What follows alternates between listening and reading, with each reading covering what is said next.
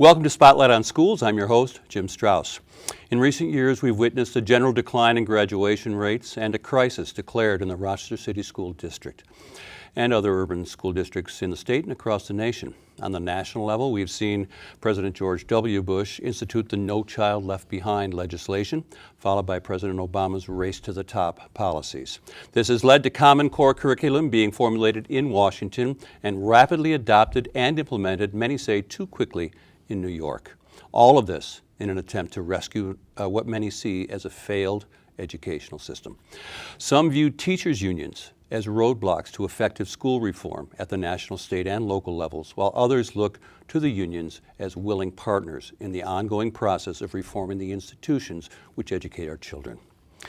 For 32 years, Adam Urbanski has been president of the Rochester Teachers Association. In that time, we have seen the passing through of several mayors, many Board of Education members, and quite a few superintendents of the Rochester City School District.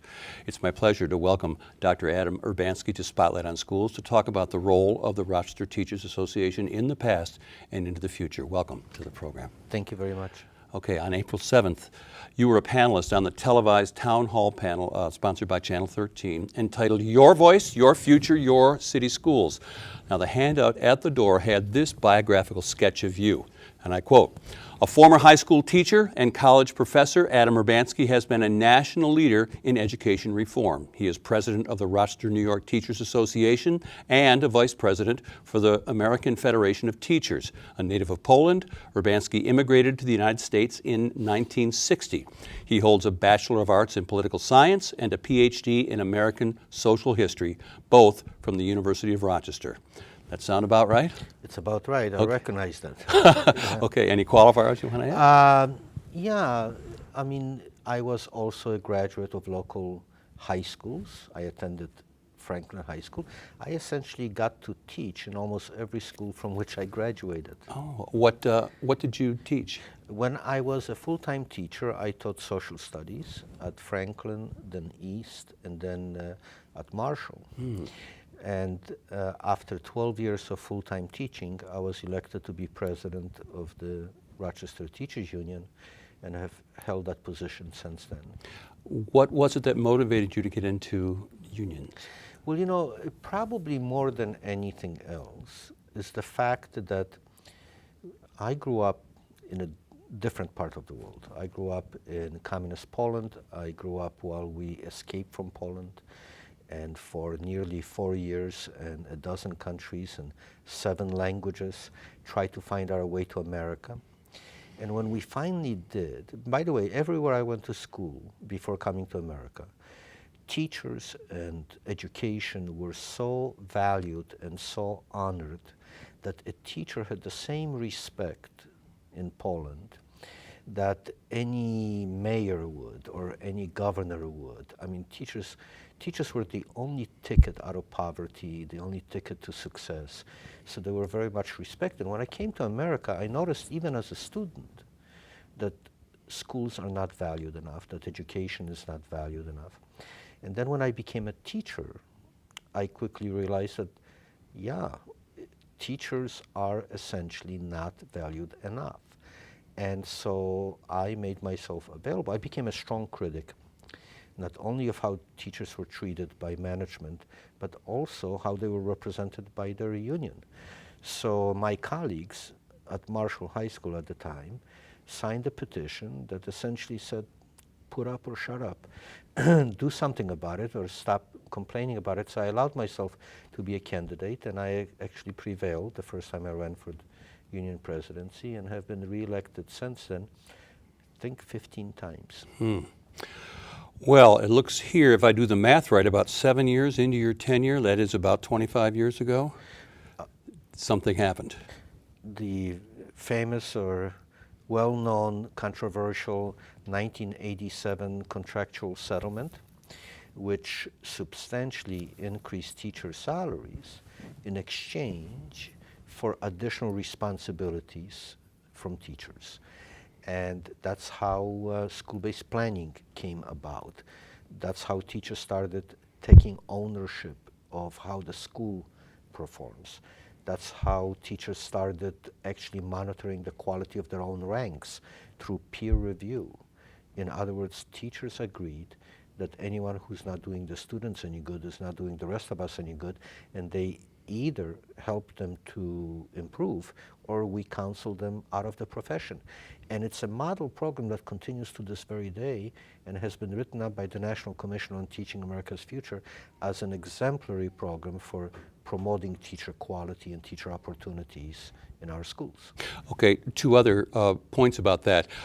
First of all, one of the reasons for increasing the pay, and it was a significant raise in pay, to what purpose? In addition to that there was going to be more work involved, Yes. was it also to attract other candidates? Well, yeah, because if teachers were being paid a whole lot less than occupations for graduates from colleges and universities with master's degree, then of course we weren't competitive in attracting our share of bright young people who wanted to teach if they could only afford to teach.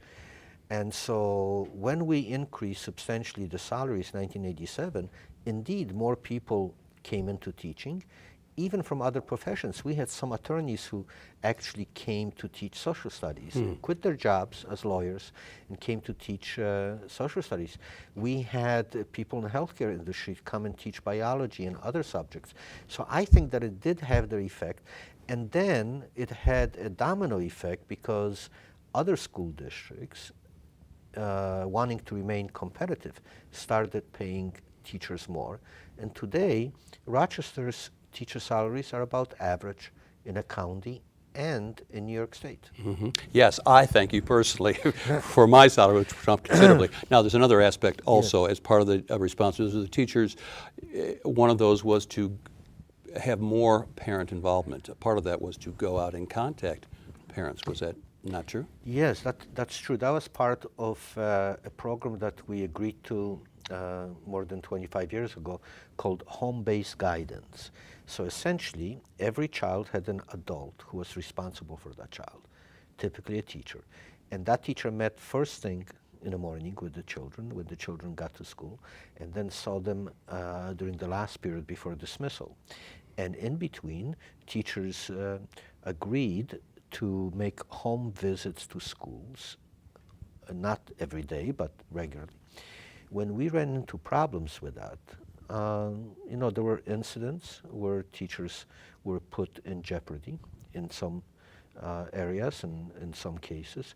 So then that actually morphed into a program that no longer required home visits, but said regular communication with families is still a responsibility of the teacher, but it doesn't have to be a home visit. It could be by telephone, it could be by email, it could be by parents meeting teachers in neutral places or coming to school and so forth.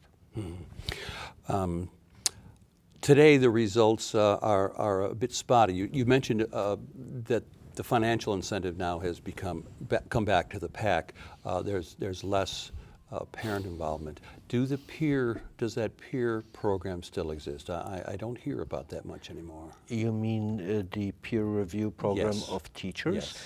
Oh, definitely. As a matter of fact, by its own nature, it's not publicized because when you try to counsel somebody out of teaching because they simply can't cut it, why would you put it in the newspapers? You offer them options. You offer them help with maybe finding other employment in some other industry. You want to talk them into perhaps announcing their retirement or to take some remediatory coursework and learning. So the best way for that to occur is not in the limelight where somebody is either labeled or humiliated, so it's done quietly. But I will tell you right now that it created a culture in our city and in our union that if you're not doing the kids any good, you're not doing the rest of us any good. You either will have to improve or we will help you find other employment. Well, that runs counter to some of the things that we hear about unions being a block. Now, let me run through some of this. Today, there are those who view unions as impediments to true education reform, and you've Right. heard all of these. Yes. Because you have been the face of teachers' unions for so long, you have been singled out as one, Right. and you know the names of these people. If you follow the news, you know the names too. And here are some of the three. Well, here are three things that tend to come to the fore. The first one, and perhaps the one that we hear most often, that unions tend to place the needs of its teachers before the needs of the kids. And two subsets of that. The unions tend to protect bad and ineffective teachers, which you have just addressed in a way that I hadn't heard before. And the second one, that the unions, having negotiated tenure and seniority systems, tend to keep newer and more effective teachers from staying on the job. How do you react to those? Well, I know that these are prevailing perceptions, unfortunately, still now, but they are not Especially true. now, because of such criticism on the That's education true. system. That's true. You know, fact is that our union never defends the indefensible. We know that someone who blemishes the work of most teachers is doing our profession more harm than they're doing to the general public. For every teacher who runs into problems or is not competent, there are thousands who are committed, they're walking saints. And so we don't want to protect those who shouldn't be teaching. I would not protect someone just because they're a member of my union. I believe that if somebody commits a crime, they should be held accountable, whether they're a teacher or not a teacher. I don't want any teacher in the classroom that I wouldn't want my children or my grandchildren with that person. So being a member of a union or even a leader of a union doesn't mean that you stop being a parent or a responsible citizen or a rational adult. We actually, if truth be told, I think teachers are more accountable than virtually anyone else in society. I think teachers do more that doesn't get any limelight or credit than virtually anyone in society. But it takes only one example, one rare example of someone who isn't like that to ruin the reputation of all those who are.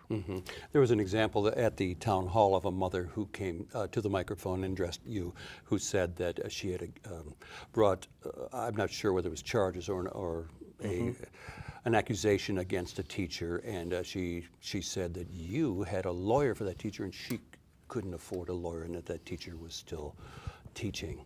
And you brought up the issue of due process. Of due process. Look, I would want everyone to afford a lawyer, and in our society, someone who doesn't is provided with a lawyer, or should be. But I don't believe in defending the indefensible. I do believe wholeheartedly in the rights of every individual to be considered innocent until proven guilty, and to have the same constitutional rights as other citizens.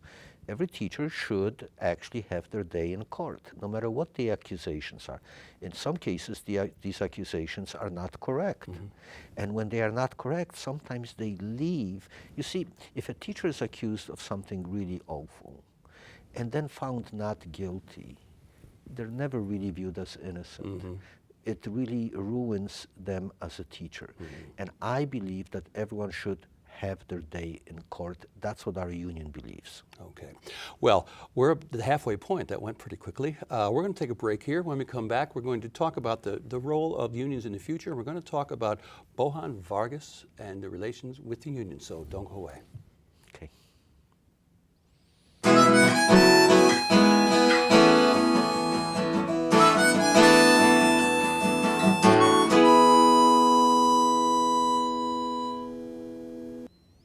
Welcome back to Spotlight on Schools. We're talking with Adam Urbanski, the president of the Rochester Teachers Association.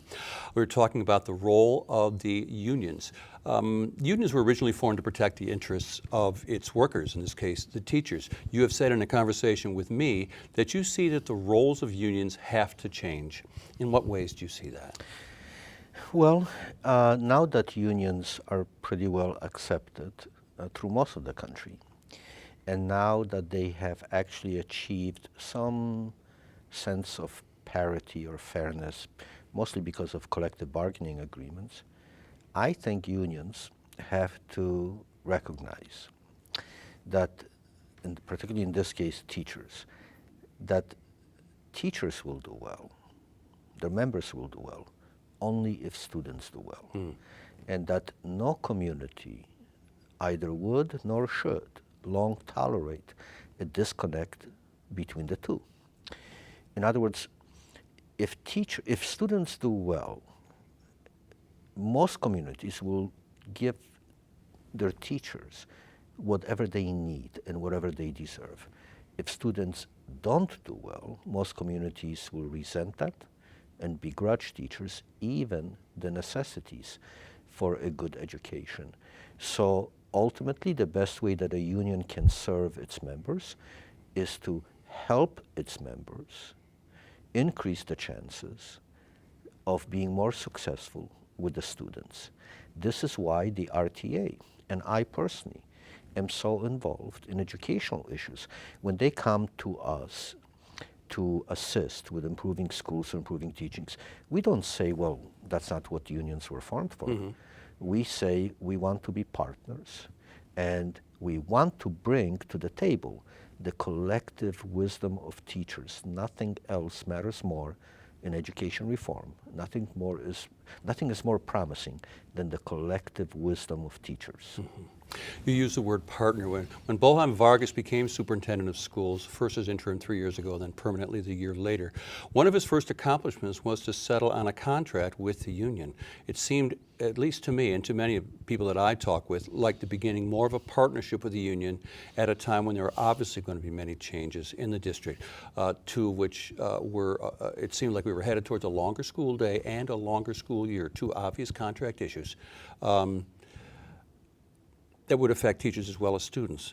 That was certainly a change. This would appear to be a partnership, certainly a change from the relationship between the union and Jean-Claude Brizard, the previous superintendent. Does it feel more like a partnership to you? It sure does. Bohan came to superintendency with great respect for teachers and with a mantra that essentially said, we can't do it alone. I need not only the teachers as partners, but I need the community as partners. Teachers took very well to that, and they acknowledged that he is sincere and that he wants to work together with us. And so that partnership continues to this day.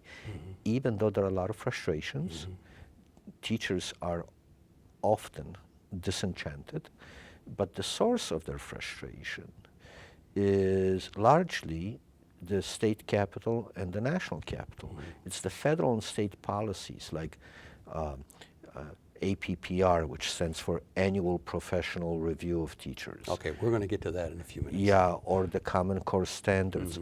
But they know that Bohan Vargas is trying his best, and they also know that he's right. He can't do it alone. Okay. The Union of Administrators, which includes principals and vice principals in the city, recently had a vote of no confidence in Dr. Vargas. Not all of the reasons are clear to me, but the main one seems to be that Dr. Vargas will hold the principals accountable for the test scores of their students in the same way that teachers will now be held accountable for test scores. Now, I realize you're not part of that union, but what's your take on that situation? Well, that should be no newsflash, because the state law, the new evaluation law, applies to teachers just as well as to administrators. So Dr. Vargas has no choice but to obey the law. I don't know exactly what the reasons are, and I cannot speak for that union, but I can tell you that what Dr. Vargas needs is everyone's cooperation rather than condemnation.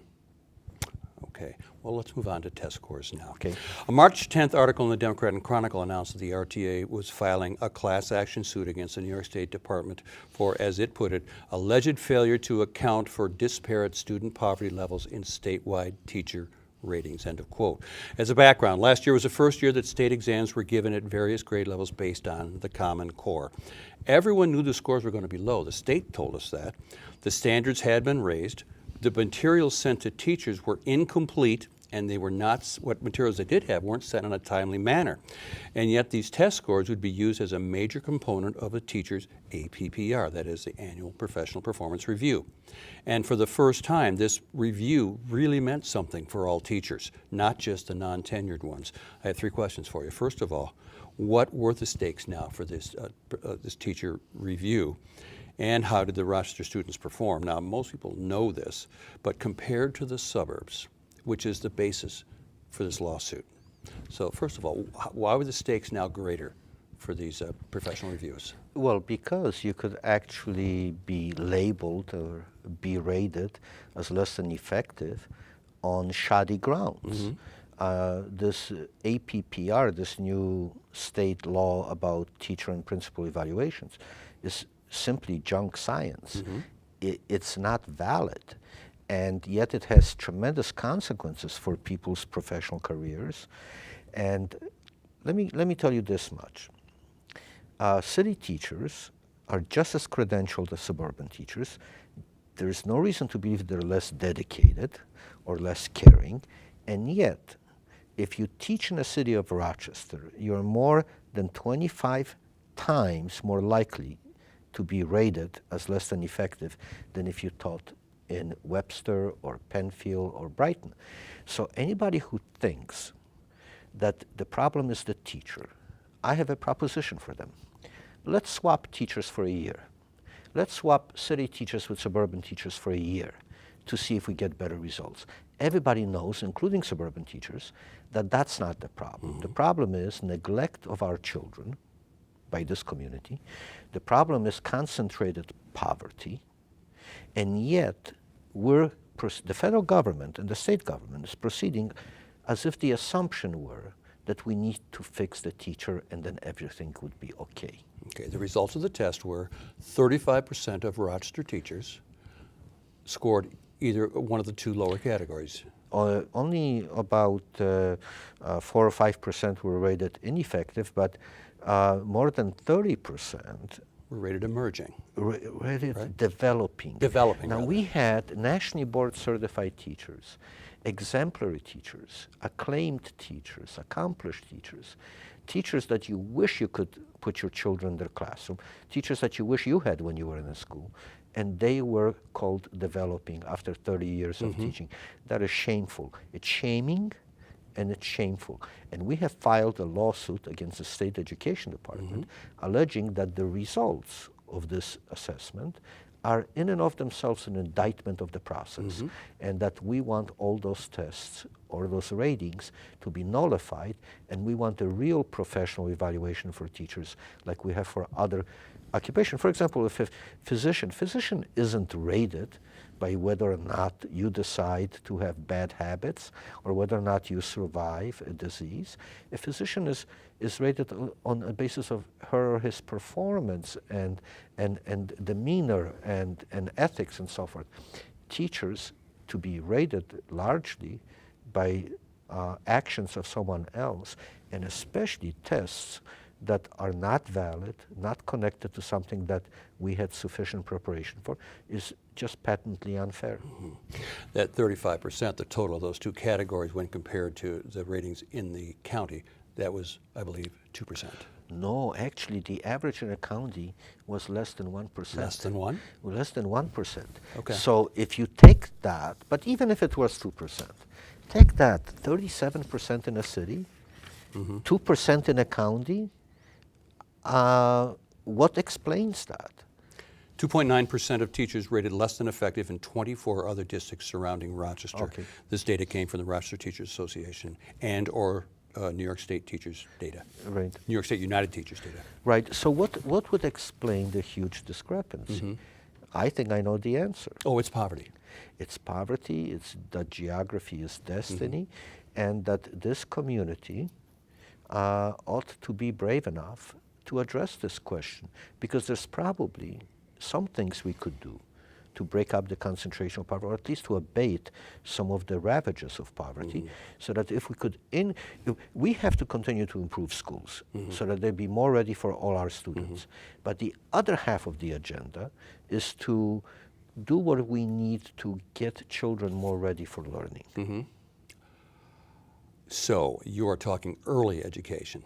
Is that? I'm talking early education, and at that forum, I actually raised the question from a longitudinal study about what are the strongest predictors of success.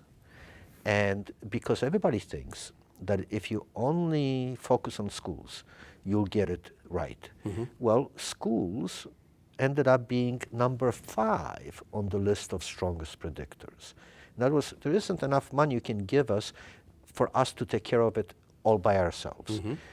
So the other 4, number 1, is the amount of time that children, especially young children, before school age, spend with nurturing adults. Nothing else even came close. So that's number 1, right? Number 2 was reading, independent reading. The study found that even the very visibility of books at home, or the fact that a child could see a parent read, made a huge difference. Number 3 was values, whether or not children grow up believing that there is a difference between right and wrong. I'm not talking about any particular values or any particular religion. I'm saying that children who believe in nothing, the study said, will listen to no one. Number 4, peers. Peers are more important than even schools. And schools are number 5. So I'm not saying this to get the schools off the hook by a long stretch. I'm just saying anybody who says that schools can do it alone is over-promising the community. We need to get to children early, and we need to recognize that the 19% of time that children spend in school matters, but the 81% also matters, because what happens before and after school actually affects largely what happens in the classroom. We look at this list and we see, I think, and others in schools have thought, what of these lists can schools impact? I think reading, I think values, I think peers. We talk about values education in schools. How much has been taken away from the reading, writing, arithmetic by feeling the importance of having to teach values? I have a suggestion. We have about a minute and a half. I can do it in less than that. You're on. Only one activity I could suggest that would combine all 5 of those in a half hour. Read with your child every day. For 15 minutes to half an hour. It's nurturing time, it's reading, it's transmission of values, it keeps them away from too much of the wrong peers, and it's schooling, it's education. If parents in this community decided to read to their children for 15 minutes to half an hour, we would double our successes in school. I guarantee it. Okay, there are many questions that we did not get to, but I do have the assurance of Dr. Urbanski that he will come back and we'll talk about more. I want to thank Dr. Urbanski for coming. Thank you so much, and we'll talk more about other issues. You've been watching Spotlight on Schools. Thank you for watching, and see you next time.